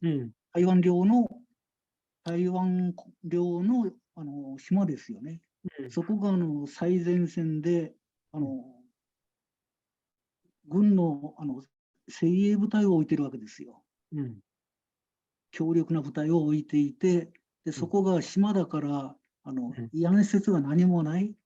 うん。だからこれを作ったんですね。今もあるんですか？これは解放後、割と早く1951年にできました。それでその後1991年に終わりました。だから40年間続いた。で、今はもう、やっぱりちょっとひどすぎるから、うん。1991年には完全に終わったんですけれども、うんまあ、台湾の中ではみんな知ってるんだけども誰も言わない。日本と同じですよ。RAA を知っているけども語らない。うんあんまり学者が調査してもあんまり評価されないから調査する人もいない。隠された状態ですよね。지금의 타석상 보여주신 득약타실이라는 것이 김몬도 금문섬인가요? 대만의 금문, 한다인데 섬인데 예, 금문도. 중국 본토 카파라 앞에 있는 섬. 예. 거기에 1951년부터 91년까지 있었대요. 그래요? 네. 흔히 완전히 지배하는 섬이라서 말하자면 근인을 위해서 그런 시설만 허용했다고 그럴까요? 물론 그냥 눈 감아주었다고 하는지. 네, 거의 대부분의 대만 사람들이 이런 시설이 있었다는 걸 알고 있습니다. 하지만 제대로 조사하거나 연구하는 분이 별로 없다고 하십니다. 대만의 금문도. 네네. それでやっぱり日本軍慰安婦の制度が戦争終わった後も韓国では基地問題としてつながってるし、日本では RAA としてつながったし、台湾でも特約茶室というのがあって、その原型は全て日本軍慰安婦なんですよね。そういった制度が解放後、日本の敗戦後においても、日本でも韓国でも台湾でも同じことが行われてきている。こういう女性の人権問題、国の責任、こういったのを私はとても感じます。戦前の慰安婦ももちろんひどいですけれども、戦後においても東アジアで日本と韓国と台湾と同じようなことをやってきてるんですね。 네, 결국 일본군 위안부의 제도가 일본 패전 이후도 살아남았고요. 대만 경우에는 지금 타사키상 보여주시는 득약타실이라는 형태로 남아 있었고, 한반도 경우에도 기지전 요성 미군 위안부로 남았고, 계승 남아 있고요. 그리고 일본에도 RAA라는 RAA가何の略でしたっけ? 特殊なんとかって言うんだよな。そうそう。いや、たくさんの女性を募集して、きちんと給料を払ってやってるんですけどね。 아주 큰 규모로 일본 총부가 여성들을 모집해가지고 미군 기지 앞에 만들었어요. 그런 시설, RAA라는 시설. 결국 일본이 1차 시대 때 만들었던 위안부 제도가 그렇게 패전 이후도 살아남아 있고, 그것이 여성 인권 문제 아니면 국가의 선봉력의 문제로 아주 중요한 과제라고 생각합니다. 있구나. 이걸 연구하시는 분들이 많이 있나요? 일본 내에서? 일본 내 미군 기지천 위안부 문제? 日本の国内でいわゆる RAA について調べてる方っていますかね。奥田さん、お願いします。あんまり僕は細かいことをよく覚えてないんですけども、私、京都なんですけども、隣の奈良の、奈良駅の裏やったかな、なんかすぐに戦後、アメリカが来るまでに作らなあかんと言って、募集をして、で作ったけど、結局、本国からダメやって言ってきた境に、半年ぐらいでなんか亡くなったという話を聞いて、その時の募集をされた時のチラシとか、なんかそんなものをどこかの勉強会で見せてもらったりしたことありました。大筋ではそんな話あって、でなんかわりかし大きい、東京が中心でやっぱり募集されてた。けど、たまたま僕とこの隣の、県の奈良であったというのがあったんで、いいところでびっくりして聞いてました。それぐらいしかなかったらよく知らないです。ここにありますね。RAA、특수의안시설이라고. 네, 오크라 씨는 교토에 살고 계시는데, 교토의 옆에 나라에서 한번 그런 이야기를 들었다고 합니다. 나라에 여성들이 모집해서 만들었는데, 미국 본토에서 그거는 하지 말라라고 명령 와가지고 지시 와가지고 6개월 정도로 없어졌다고 합니다. 나라는. 6개월. 네, 그때 모집했던 전단지나 여러 가지 자료는 그때 그 모임에서 학습 세미나에서 본 적이 있다고 하셨습니다. 그래요? 네, 도쿄는 좀 도쿄가 結構あったんじゃないですか、ずっと。いや、ありますよ、大きいのが。私が東京にいた頃、小岩に住んでたんですよ。小岩にもありましたから、昔。私はその場所も行ったんだけど、もう今は全部変わってましたね。見に行ったことあるんですよ、土地はね。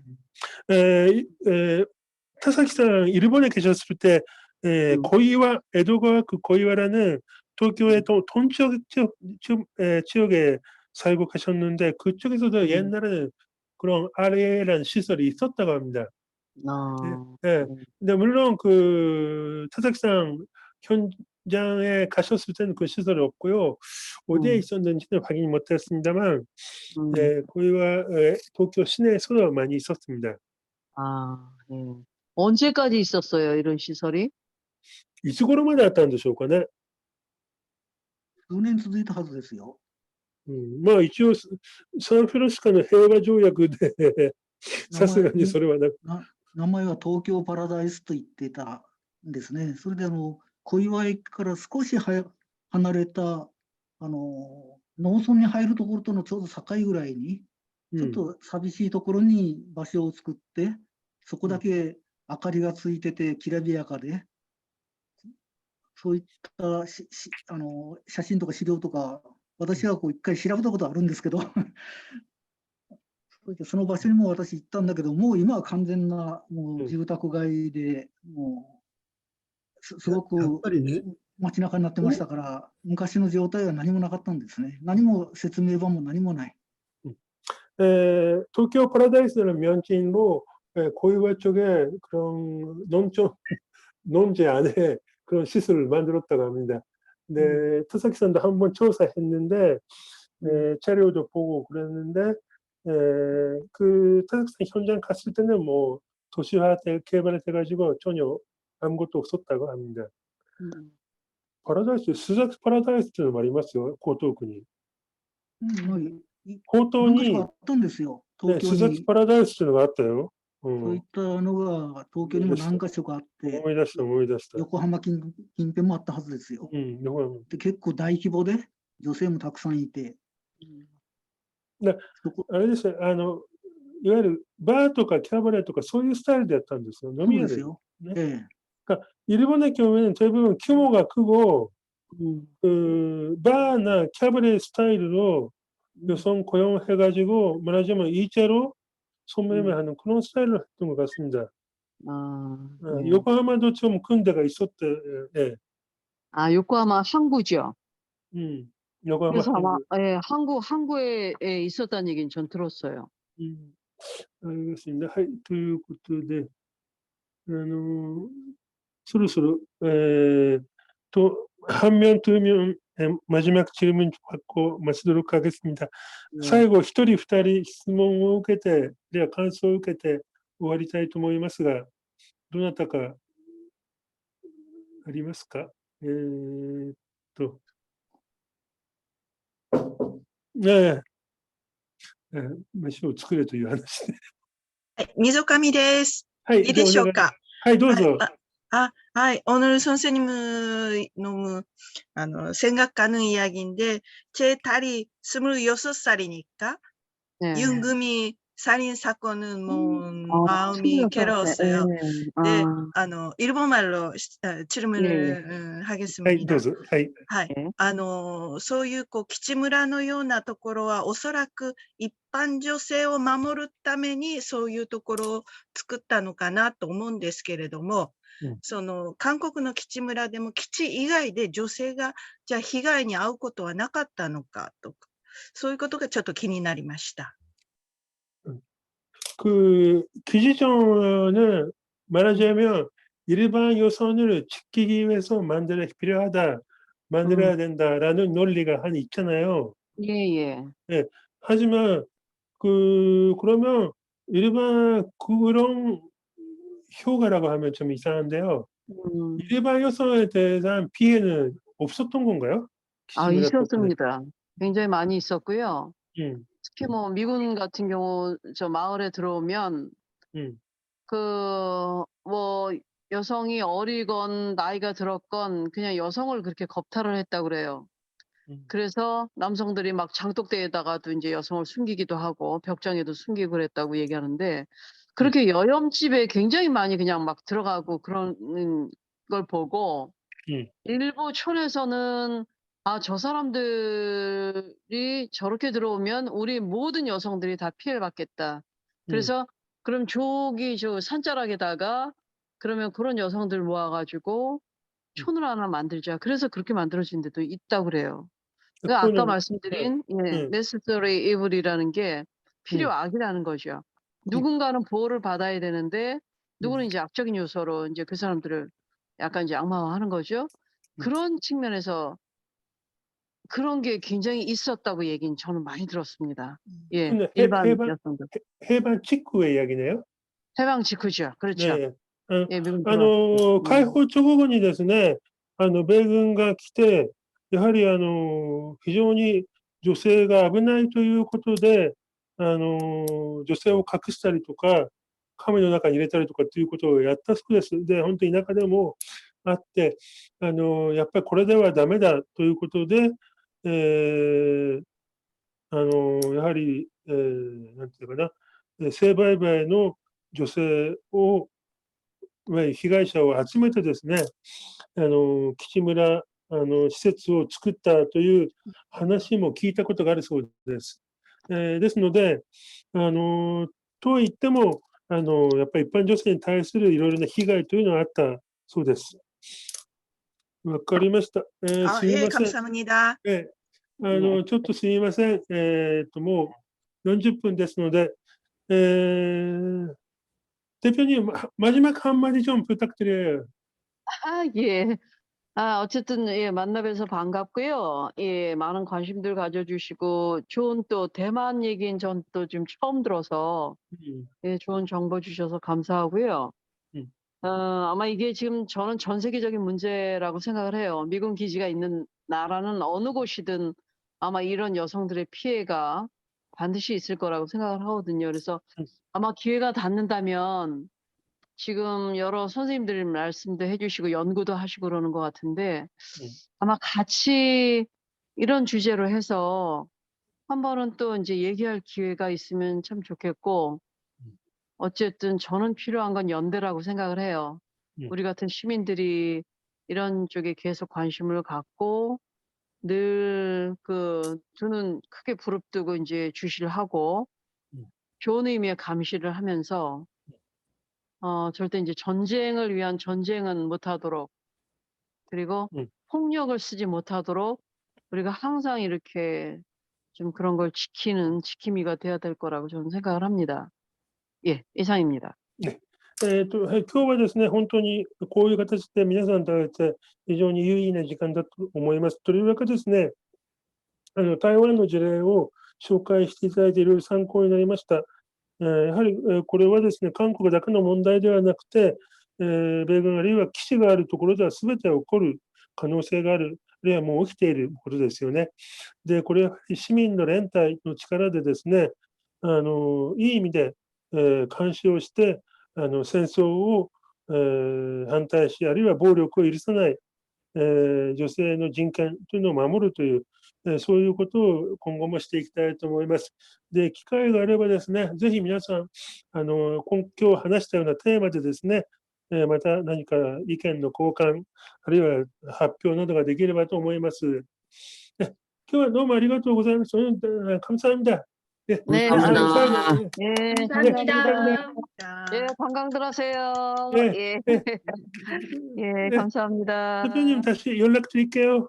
예, 감사합니다. 수고하셨습니다. 네, はい、どうもありがとうございました。最後に来週のお知らせして終わります。来週はですね、朝日ガラスという、労働組合ですね、日本の朝日ガラスの、進出企業で組合を作ったら、子会社ごと、なんていうかな、契約を打ち切られという、でもう7年以上戦っている組合、7年かな何年だっけ戦っている組合の分会長、チャーさんかなが出てくれます。で、これはですね、今、労働法の改定をしているので、その問題とも絡む問題です。いわゆる、下請け、孫請けがですね、雇用主と直接雇用をできるようにする法改正をして目指していますので、ぜひこれも、参加お願いします。その後12日は、パクレグンさんと真鍋先生の、韓国人権機構という翻訳した本があります。これにまつわる話を行おうと思っています。ではどうもありがとうございました。また失礼します。じゃあ失礼します。奥田さん、ありがとうございました。高木さんもまた、情報ありがとうお願いしますね。はい。じゃあ、栗島さん、録画ありがとうございます。また後で動画を送ってください。はい。あと、石田さんもまた、給食調べて送りますね。ということで、じゃあ、これで失礼します。これから晩ご飯作りです。じゃあ、失礼します。